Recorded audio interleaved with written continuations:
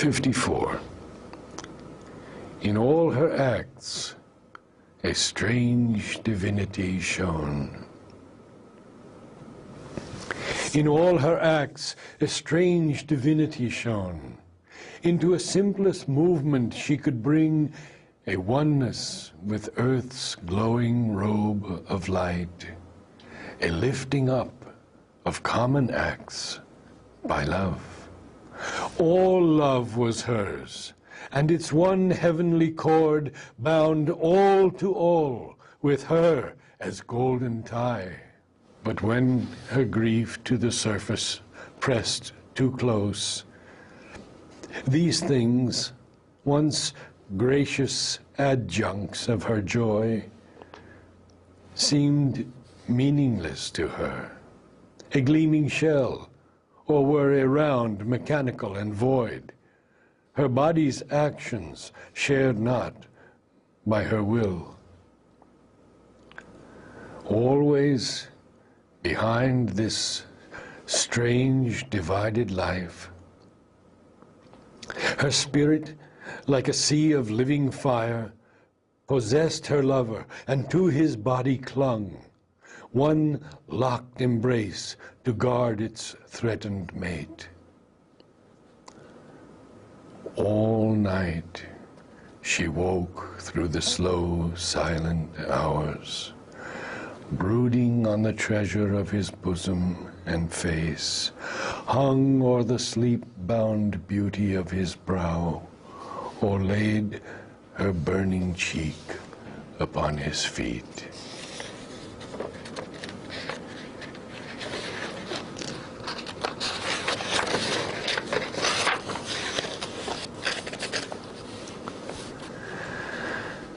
Waking at morn, her lips endlessly clung to his, unwilling ever to separate again, or lose that honeyed drain of lingering joy, unwilling to loose his body from her breast. The warm, inadequate signs that love must use. Intolerant of the poverty of time, her passion, catching at the fugitive hours, willed the expense of centuries in one day of prodigal love and the surf of ecstasy. Or else she strove, even in mortal time, to build a little room for timelessness by the deep union of two human lives, her soul secluded, shut into his soul. After all was given, she demanded still. Even by his strong embrace unsatisfied, she longed to cry, "O tender Satyavan, O lover of my soul, give more of love, while yet thou canst, to her thou lovest.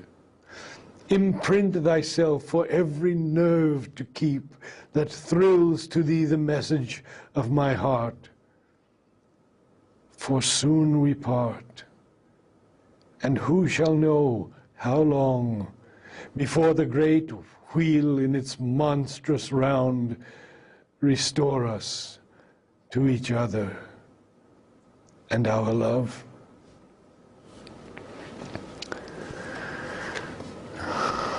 Too well she loved to speak a fateful word and lay her burden on his happy head. She pressed the outsurging grief back into her breast, to dwell within, silent, unhelped, alone.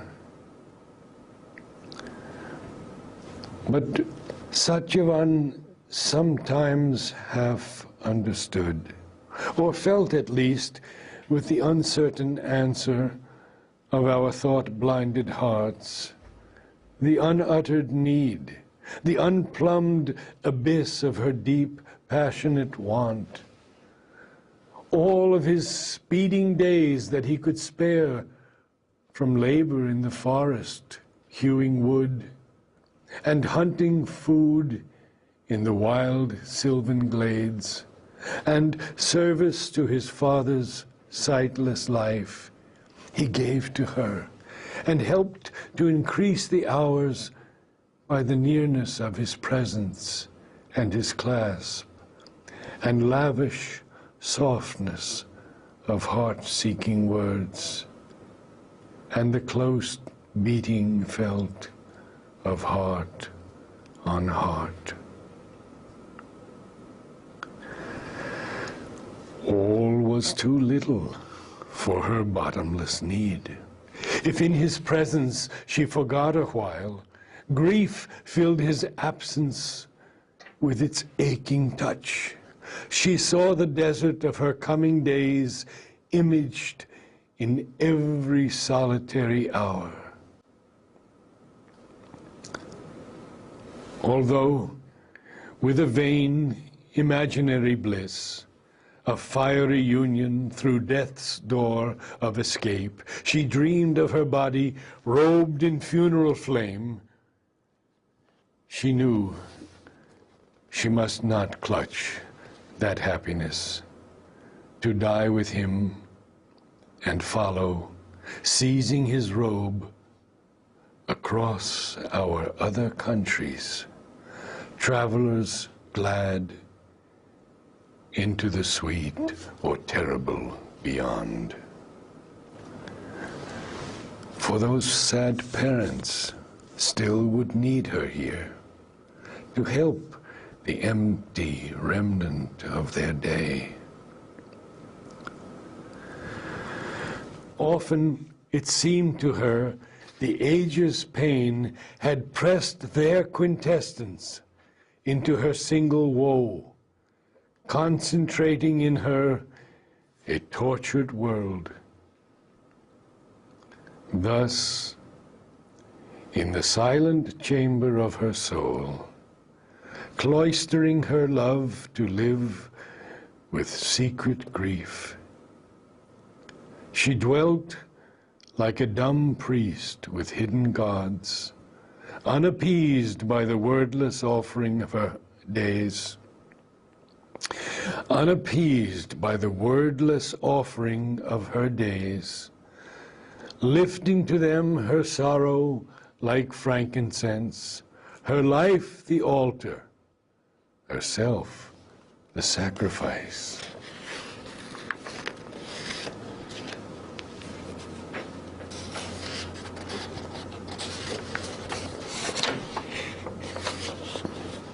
Yet ever they grew into each other more, until it seemed no power could rend apart, since even the body's walls could not divide. For when he wandered in the forest, oft her conscious spirit walked with him, and knew his actions as if in herself he moved. He, less aware, thrilled with her from afar.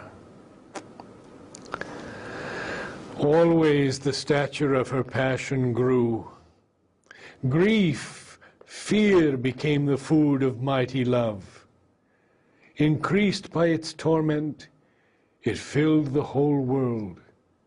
It was all her life, became her whole earth and heaven. Although life-born, an infant of the hours, immortal, it walked unslayable as the gods. Her spirit stretched measureless in strength divine, an anvil for the blows of fate and time. Or, tired of sorrow's passionate luxury, grief's self became calm, dull-eyed, resolute, awaiting some issue of its fiery struggle, some deed in which it might forever cease, victorious over itself and death and tears. The year now paused upon the brink of change. No more the storms sailed with stupendous wings, and thunder strode in wrath across the world. And still was heard a muttering in the sky, and rain dripped wearily through the mournful air, and gray, slow drifting clouds shut in the earth.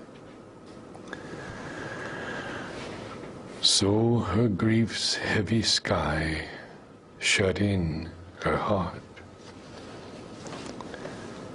A still self hid behind, but gave no light. No voice came down from the forgotten heights.